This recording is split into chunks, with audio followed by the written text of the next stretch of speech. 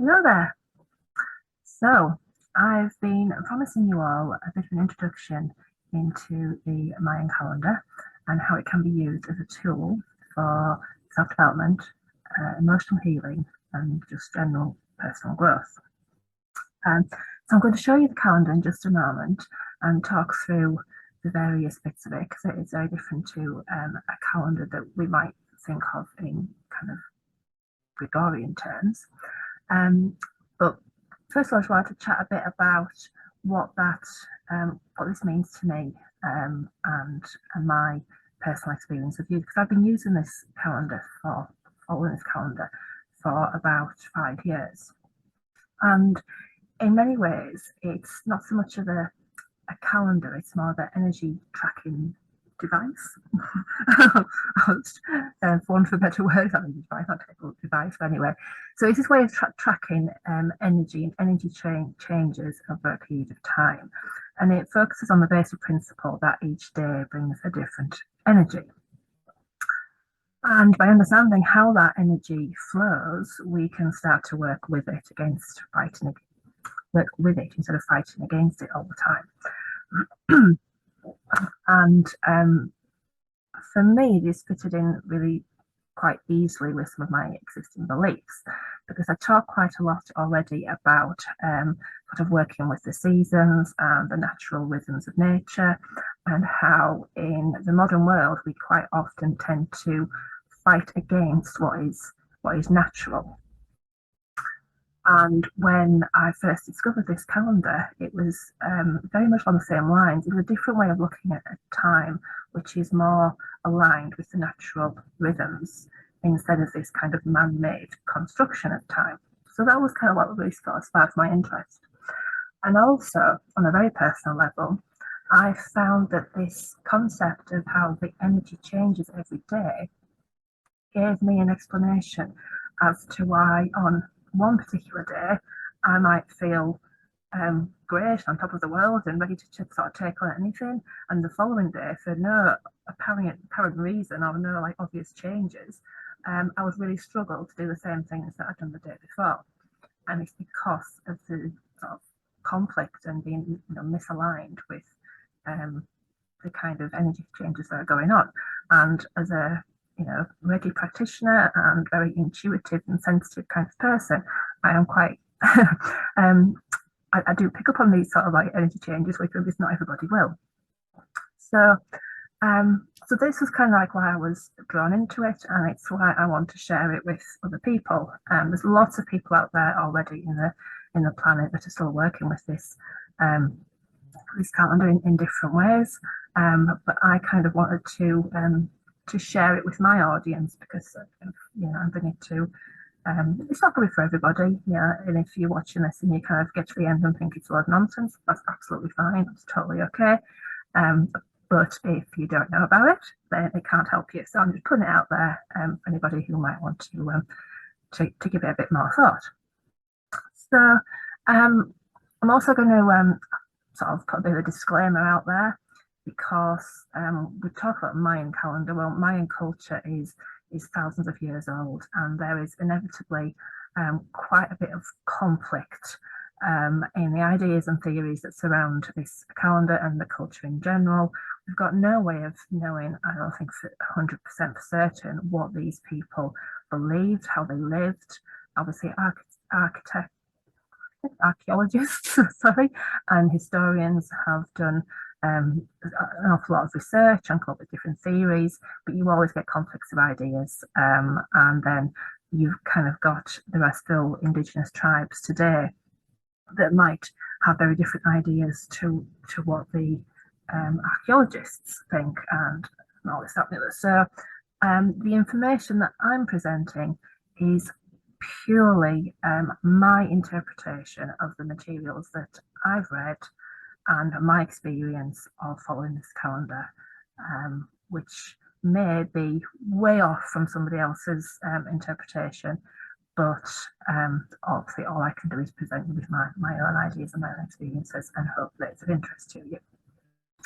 So what we do know about the Maya, which, like the same as all indigenous tribes, is that they mapped cycles upon cycles of time based on what they observed in the world around us. They used quite a complex calendar, which was based on different interlocking cycles, like wheels.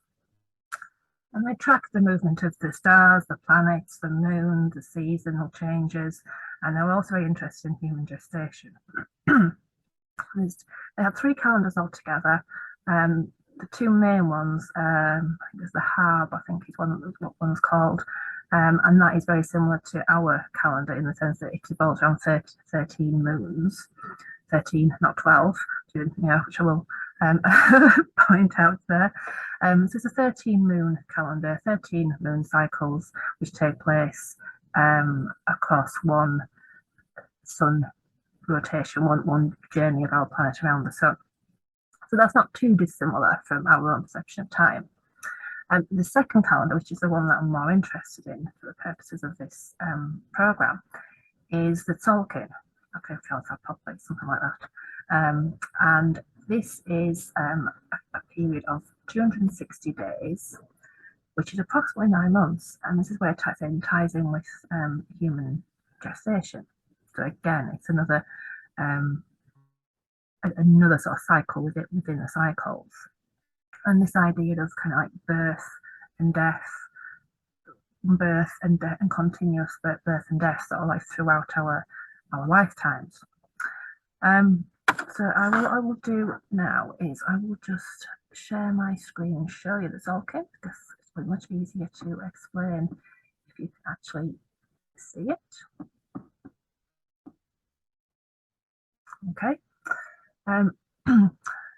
So as far as I'm aware, this is a modern interpretation of the Tzolk'in.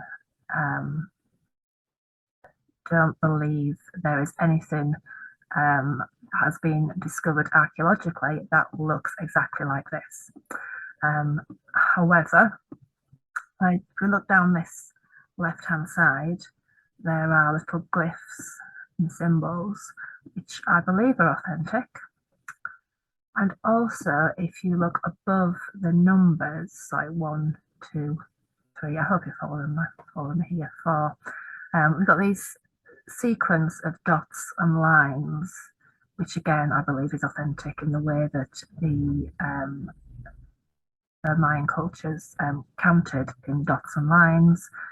And it only goes up to 13, and then we start again at 1. So the reason for this is that we have 20 different signs down this left-hand side. However, we also have 13-day periods within the calendar. So you think of the 13 days as being like a week. I tend to refer it as a wave spell. I can't remember what it's referred to in Mayan terms, but this is kind of, so the 260 days are essentially made up of 20 periods of 13 days. And the first day of each week or wave spell is highlighted on the calendar with this little 1 dot. So we just point that out again just to make sure that's clear. But 1, 2, 3, 4, 5, 6, 7, 8, 9, 10, 11, 12, 13. When we get to 14, we've got a dot above it, which is the number 1, because that is now the first day again of the second week or wave spell. So that's kind of how it's organized and grouped together. And as with, I'll pop that, I'll come back to you, just give me a moment. And with as with all astrological systems, we have these signs or these archetypes, which in this case, these 20 glyphs that are pointed out down the side of the calendar, they all kind of represent a particular aspect of what it means to be a human being. So by the time we've kind of, there's the other thing to point out is the energy code obviously changes every day. So you've got each day has a different sign next to it. However, the energy code on the first day of that 13-day week tends to last the whole of 13 days. So on the first day of the week, you've got sort of pure energy, if you like, pure code. And the second day, you've got the energy of the wave spell, which is coming all the way through. But that's blended then with the energy of the day. A bit confusing to understand, I will admit. It's a very different way of looking at things. And one of the things I stressed when I started working with these clients that I started working with 9 months ago is that if you try and understand it or overthink it with a logical mind, it can get quite confusing. So what we did as an exercise, basically, we just said to them, here's a calendar, just start counting the days. Like, get a bit of blue tack, put it on day 1, next day another to day 2, next day another to day 3. And I gave them also a description of the signs and what each sign meant very briefly. So they could just start to each day, look at the symbol, read the description, and start to tune in. And by the end of the 9 months, both of them have said, like, this just completely getting a little confused at the start. It didn't really make much sense, but by just following the calendar, it started to make sense, it started to flow, and they both now want to continue into the next cycle and keep this going. So you've got these 20 different signs, and basically by the time you've journeyed through all those 20 different signs, what you have the opportunity to explore, because each one represents a little different little part of us, so to speak. You get the opportunity to really, if you choose to really explore and dig down into that aspect and how it manifests in yourself. It kind of impacts then how we show up in the world and how we understand our strengths, our weaknesses, our values and beliefs. It helps us to unravel the stories that we tell ourselves, where those stories have come from, how our fears impact the way we behave. And so it's really, I say that's why it's kind of, this whole journey starts to develop about sort of just exploring who we are, using the calendar and the signs as a bit of a structure and a guiding post to take you along. So the new calendar starts on Friday, which is why I'm kind of bombarding lots of information out there at the moment, and there's got more still to come this week. If you're interested at all in finding out a bit more about this, like I say, this is just a very general introduction. To really understand the calendar, you need to kind of just follow it and tag along with me for, for a few months.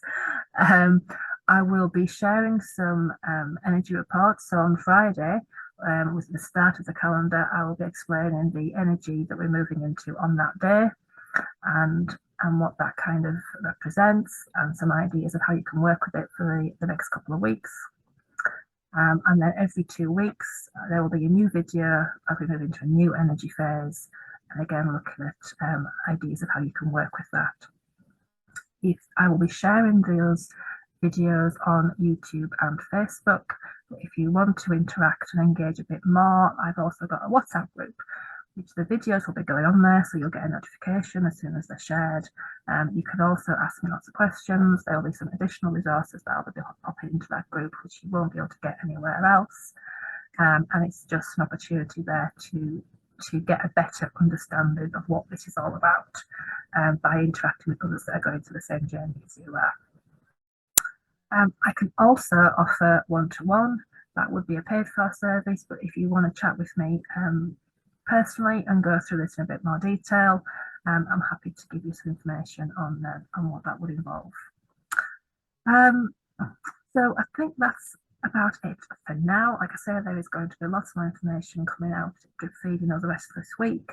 The main thing as well, and I think I really want to just add very much at the end, is the interpretation of these energy codes and the calendar is all very unique to each individual.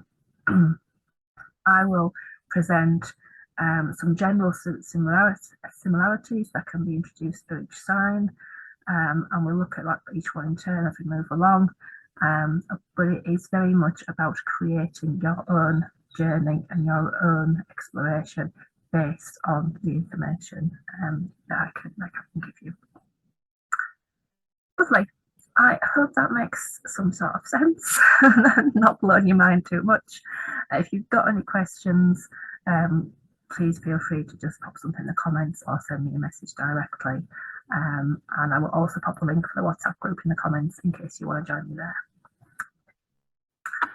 Otherwise, I will be back in your newsfeed again very soon. Take care for now.